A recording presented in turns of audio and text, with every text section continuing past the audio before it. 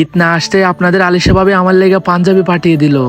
কিরকম একটা খুশির খবর না। এরকম গার্লফ্রেন্ড কয়জনেরই বা থাকে। একদিকে পাঞ্জাবির 3000 টাকা বেঁচে গেল, আর অন্যদিকে নিজের পছন্দের পাঞ্জাবিটাই পাঠিয়ে দিল। তো পাঞ্জাবিটা দিছিল মূলত কোরিয়ারে করে, আর আমি এশারের নামাজ শেষ করে পাঞ্জাবি আর টুপি পরা অবস্থায় আসছি ওই পার্সেলটা নিতে। তো হেঁটে হেঁটে সামনের দিকে পার্সেলটার জন্য যাচ্ছিলাম, কিন্তু হঠাৎ করে মনে হলো কি বন্ধ নাকি, মানে আমি একটু রাত করে আসছি, রাত করে হয়তো বন্ধ থাকতে পারে এরকম ভাবে একটু আমি দাঁড়াই গেছিলাম, কিন্তু সামনে এসে দিকে না বন্ধ না, একদম খোলা আছে। তারপরে ভাইয়ের কাছে আসলাম, ভাইয়ের কাছে এসে হচ্ছে না আমার নাম্বারটা বললাম, এরপর হচ্ছে ভাই এখান থেকে খুঁজতে জিনিসটা, তারপরে জিনিসটা নিয়ে হচ্ছে এখানে একটা সাইন করতে হচ্ছে। আর এই হচ্ছে সেই পাঞ্জাবি যেটা আপনাদের ভাবে আমার লেগে পাঠিয়েছে। আর পাঞ্জাবির সাথে আপনাদের ভাবে আরো কি কি দিয়েছে তা সবকিছু খুলে দেখাবো ব্লগের শেষে, সো ব্লগটা না টেনে সম্পূর্ণ দেখেন। আর পার্সেলটা নিয়ে আমি হেঁটে হেঁটে চলে যাচ্ছিলাম, হঠাৎ করে আমার ছোট ভাইটা বলে উঠলো, মানে আমার ক্যামেরার পেছনে সবসময় যে তাকে সে আর কি, তার নাকি প্রচুর খিদে লাগছে, সে নাকি ইফতারের পরে কিছুই খায় নাই, আর ইফতার করছে মাত্র অল্প।